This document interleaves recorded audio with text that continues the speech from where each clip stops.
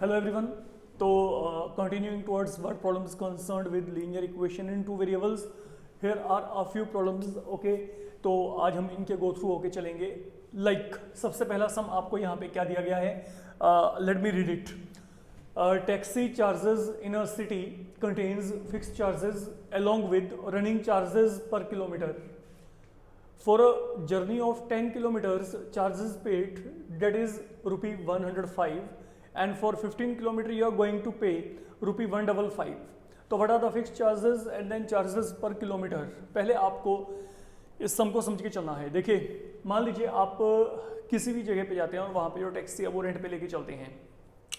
तो जो आप यहाँ पे रेंट पे लेके चल रहे हो, फाइन, उसमें क्या है, you will be paying fix charges. मतलब आप जितना मर्जी वहाँ पे ट्रेवल करो, जब आपने एक वहाँ पे कैब को हायर किया तो आप you are entitled to give the fix amount. ठीक है, वो ड्राइवर ने कोई एक फिक्स अमाउंट का रखा है कि ये तो आपको देना ही पड़ेगा. अब उसके बाद क्या होता है, and then you will be providing charges as per kilometres you are moving there. ठीक है, अब इसका मतलब यहाँ पे क्या, देखो हमारे पास से पूरे का पूरा कॉन्सेप्ट दो जगह पे डिपेंडेंट है. एक तो कि उस कैब ड्राइवर ने फिक्स चार्जेस क्या रखे हैं, एंड सेकेंडली उसने चार्जेस पर किलोमीटर क्या रखे हैं. ये दो बातें हैं. तो आप यहाँ पे क्या करोगे, आप यहाँ पे एज्यूम कर लोगे कि जो मेरे पास यहाँ पे फिक्स चार्जेस हैं वो यहाँ पे क्या है, रुपी एक्स, एंड देन जो चार्जेस पर किलोमीटर है वो हम रुपी वाई मान लेते हैं. अब मेरी बात को समझो. आप यहाँ पे आपको यहाँ पे क्या कहा गया, आपको कहा गया है for a journey of 10 kilometres आप कितना पे करोगे, 105. तो इसका मतलब यहाँ पे क्या है, सुनो यहाँ पे. अब मान लीजिए आप लोग 10 किलोमीटर वहां पे ट्रेवल कर रहे हैं. ठीक है, आप ट्रेवल चाहे वहां पे करो हाफ किलोमीटर, चाहे 1 किलोमीटर, चाहे वहां पे 10 किलोमीटर, चाहे करो 100 kilometre, you have to pay x rupee definitely and that x will not vary. ठीक है, चाहे आप वहां पे पूरा दिन घूमते रहो, वो x तो आपको पे करना ही करना है. तो मतलब अगर मैं यहाँ पे कहता हूं कि किसी बंदे ने यहाँ पे 10 किलोमीटर ट्रेवल किया है तो वो वहां पे x रुपी तो पे करेगा ही करेगा, बट x के साथ वहां पे क्या पे करेगा, that is what we need to check. Now look what I'm saying here. For 1 kilometer you are going to pay rupee y. For 1 kilometer you are going to pay rupee y. Then for 10 kilometer how much you will pay, 10y. तो mean along with these fixed charges you have to pay 10 times y, and then ये क्या हो गया, fixed charges along with charges made per kilometer.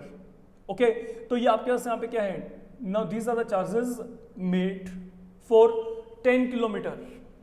तो जितना आप travel करेंगे उसके अकॉर्डिंगली, रनिंग जो आपके पास किलोमीटर्स हैं उसके अकॉर्डिंगली आपको वहां पे चार्जेस को पे करना है. तो x plus 10y that is equal to 105.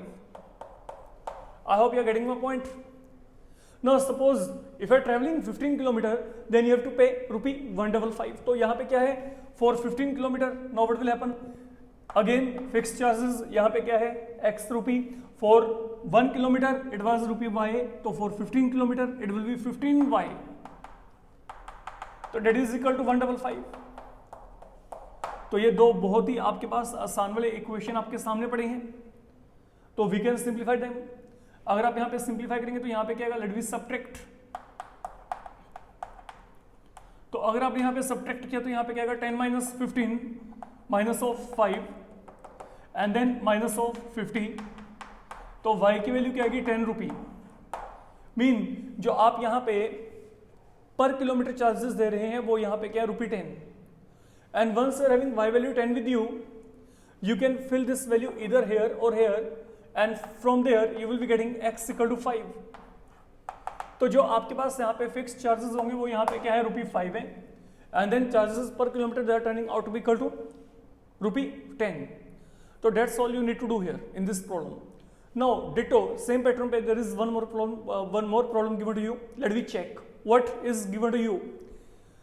A lending library has fixed charges. एक लाइब्रेरी है जो कि बुक्स को आपको क्या कर रही है, दे रही है कुछ रेट पे, जैसे उधार कहते हैं, ठीक है, कि you can read and then can return but for that you have to pay, simple बात है, फाइन। तो आपके पास यहाँ पे क्या है, एक लैंडिंग लाइब्रेरी है, ओके, उसने फिक्स चार्जेस रखे हैं किसके लिए, फॉर क्या, यहाँ पे पहले 3 दिन के लिए। मेरी बात को समझ के चलना, what I am saying here. देखो किसी लाइब्रेरी ने पहले 3 दिन के लिए फिक्स चार्जेस रखे हुए हैं,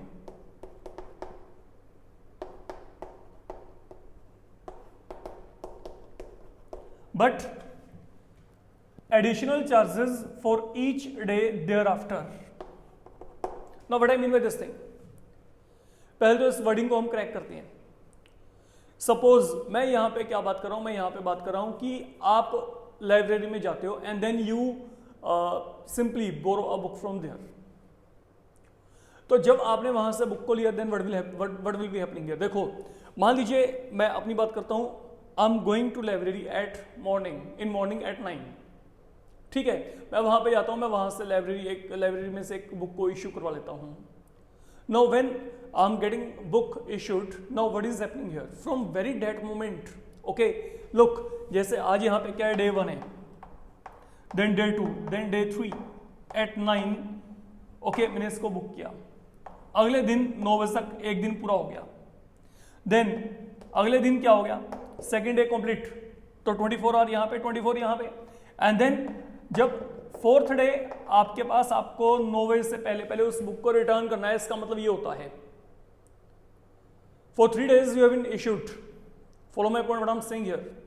तो पहले 3 दिन के लिए देखो, 3 दिन का मतलब क्या हो गया, 72 hour you are having with you, आप 72 आवर के लिए आपको एक बुक इश्यू हो गया। तो जब आपको 72 आवर के लिए एक बुक इश्यू हो गया, now it is up to you whether you read that book for 1 hour, 10 hour और 72 आवर, आपको पे उतना ही करना पड़ेगा जो उन्होंने वहां पे फिक्स कर दिया, ठीक है, चाहे आप वहां पे उसको 5 मिनट में रिटर्न कर दो, लेकिन आपको वो चीज जो है उतना पे करना पड़ेगा जो उन्होंने फिक्स अमाउंट वहां पे रख दिया।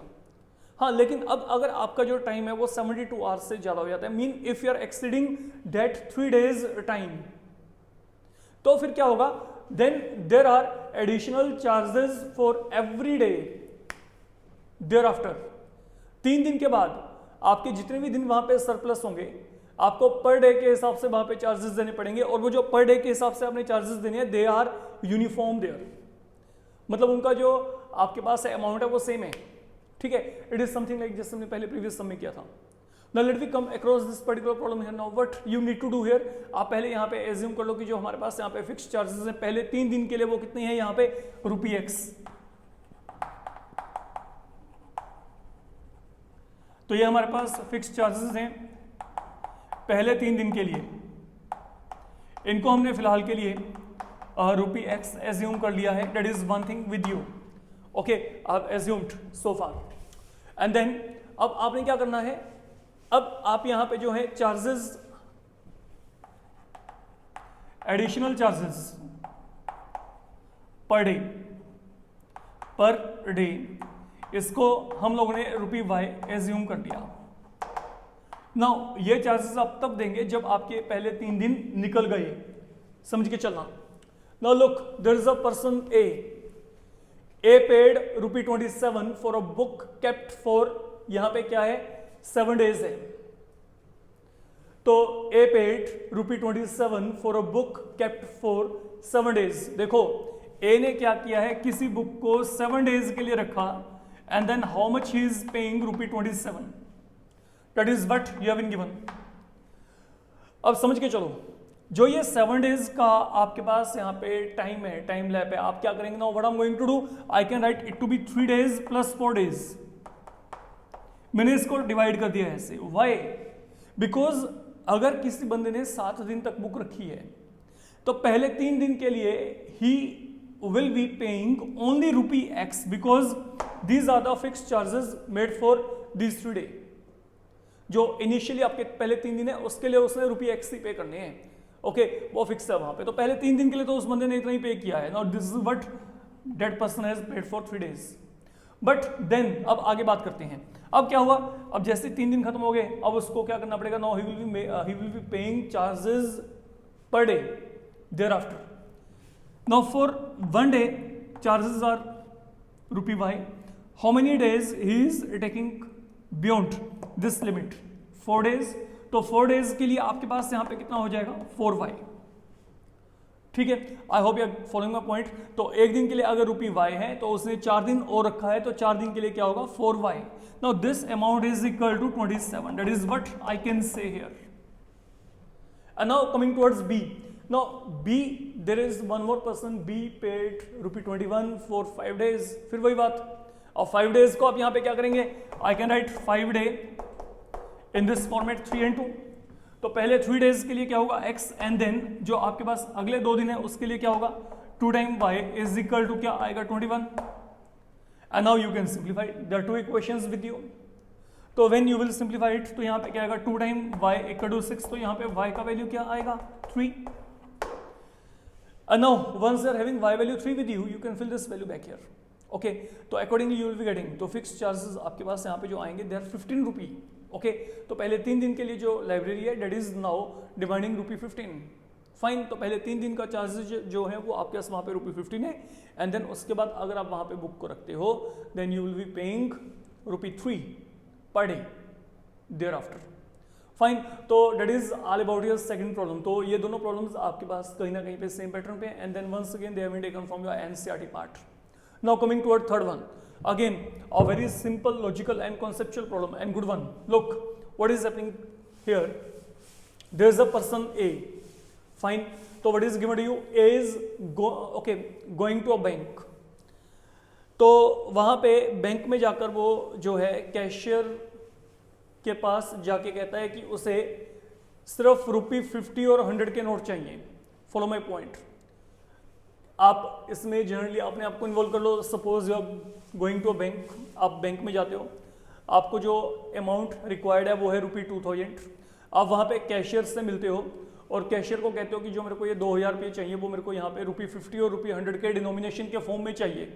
Mean I want to have only notes of ₹50 and 100। तो वो कैशियर क्या करता है, वो कैशियर आपको वहाँ पे 25 नोट्स दे देता है। मतलब आपका जो अमाउंट है ना, देखो suppose I am going to a bank for withdrawing ₹2000, then I'm saying to cashier I want only ₹50 and ₹100 notes। तो कैशियर क्या करता है, वो आपको 2000 नोट देता है, लेकिन वो जो 2000 आपको देके चल रहा है that is provided in form of ₹50 and ₹100, and then they are 25 in number। A was given 25 notes। तो आपने बताना है जो ये 25 नोट उस बंदे को मिले हैं उनमें से कितने ₹50 के नोट हैं और कितने वहां पे ₹100 के नोट हैं। फाइन, तो ये आपका पूरे का पूरा प्रॉब्लम है। तो अब आप यहाँ पे क्या करेंगे, लेट जो हमारे पास यहाँ पे नंबर ऑफ ₹50 नोट है वो हम यहाँ पे x मान लेते हैं, एंड नंबर ऑफ ₹100 जो नोट है वो हम यहाँ पे y मान लेते हैं। मान लो उसको ₹50 के x नोट एंड ₹100 के y नोट मिले हैं। पहले तो इसकी बात करते हैं। अब overall number of notes is getting is 25। तो मीन इनका जो सम है x plus y that is equal to 25। That is one thing with you. Fine, we are done up to here. Now secondly what have been given here, we are withdrawing ₹2000। हमने जो है वहां पे 2000 जो रुपये हैं वो विड्रॉ किए हैं। Now what does this mean, look what I am saying here. I'm saying I'm having X note of ₹50। So if I'm getting X notes of ₹50, what is the overall amount? 50X, simple. If I'm having 10 notes of 50, तो it means total amount कितना हो गया, 50 into 10, that will provide you 500। Fine, तो यहाँ पे क्या है, अगर मैं ₹50 के x नोट वहां पे विड्रॉ किए हैं तो I will be getting an amount equal to 50x। 100 के अगर y नोट है तो I will be getting overall amount 100y। तो ये जो ओवरऑल अमाउंट आपके पास है यहाँ पे, this overall amount that is given equal to 2000। Simple, you can check.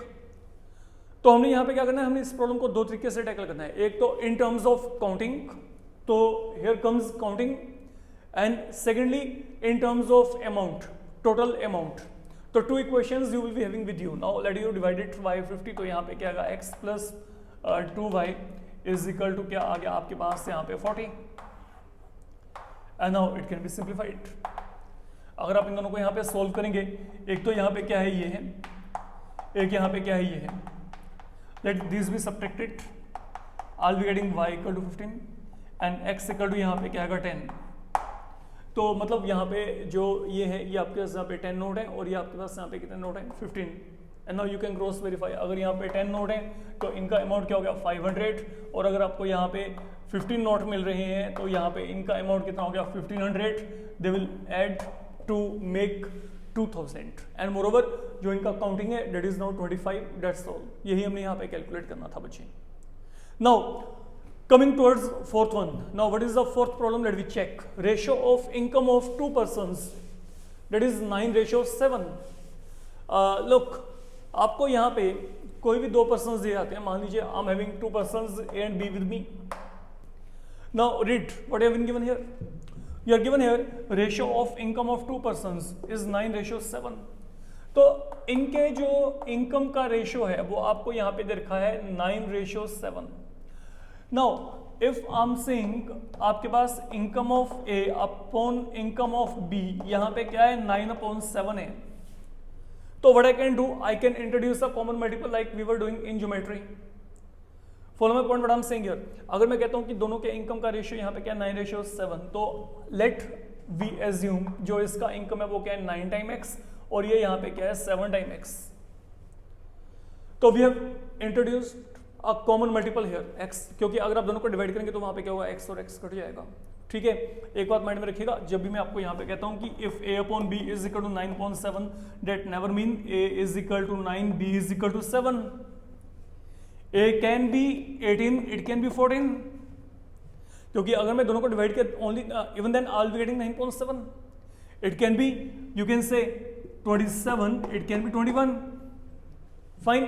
तो आपके पास यहाँ पे क्या है, अगर आप यहाँ पे बात करते हो तो whenever you are having ratio given to you that never mean a equal 9, b equal 7.